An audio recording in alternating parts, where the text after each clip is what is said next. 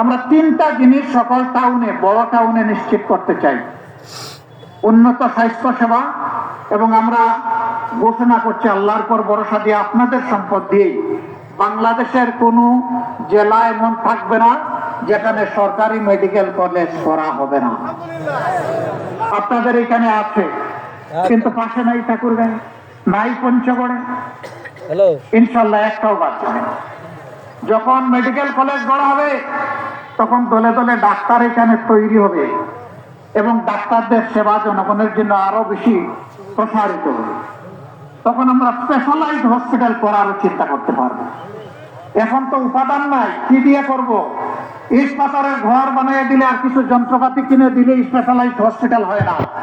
তার প্রাণ হচ্ছে দক্ষ জনবল, উপযুক্ত চিকিৎসক, টেকনিক্যাল ম্যান পাওয়ার। এইটার জন্যই মেডিকেল কলেজ প্রয়োজন।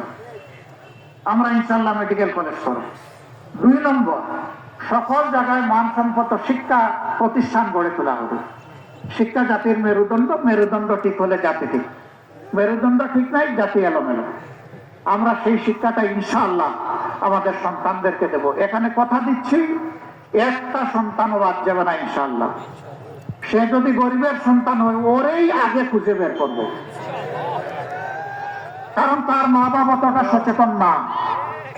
আমরাই হব তার মা বাবা ইনশাআল্লাহ। ওরে ধরে এনে সস্তে আমরা ঢুকাই দেব স্কুলে।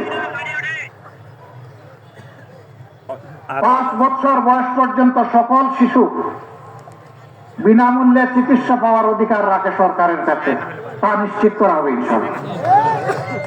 60-65 বছর বয়স পর্যন্ত যে মানুষগুলো এই সমাজকে দিয়েই গেছেন, তাদের জীবনের পড়ন্ত বেলায় দায়িত্ব নিতে হবে সরকারকে, তাদেরকেও বিনামূল্যে চিকিৎসা নিশ্চিত করা হবে ইনশাআল্লাহ। মাঝখানে যারা আছেন, যারা নিজেরাই পারবেন তারা কুলাবেন, যারা পারবেন না তার দায়িত্ব নিতে হবে সরকার। এইভাবে একটা সমন্বিত চিকিৎসা ব্যবস্থা ইনশাআল্লাহ আমরা গড়ে তুলব। আবারও বলছি, আপনাদের টাকা দিয়েই আপনাদের এই ব্যবস্থাপনা হবে ইনশাআল্লাহ। বলবেন আমরা কোথায় টাকা দিই? আমরা তো ট্যাক্স ম্যাক্স দিই না। কে বলছে? প্রতিদিন আপনারা ট্যাক্স দেন।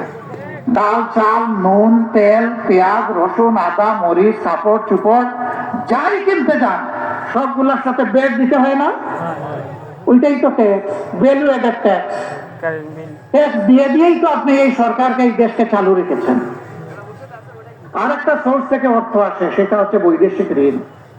এখানে গরিব ধনী সবার উপর সমান। আজকের জন্ম নেওয়া শিশুর উপর যেমন, 35 বছরের যুবকের উপর তেমন, 60 বছরের মায়ের উপরে তেমন সমান অংশের ঋণ। অতএব আপনার টাকা দিয়ে আপনার কাজ করতে সরকার বাধ্য হবে ইনশাআল্লাহ। বলবেন আপনারা এত কথা বলছেন, টাকা পাবেন কই? ওই যে আপনাদের টাকা। আর চোরদের হাতটা জাস্ট একটু অবশ করে দেওয়া হবে, আর কিছু।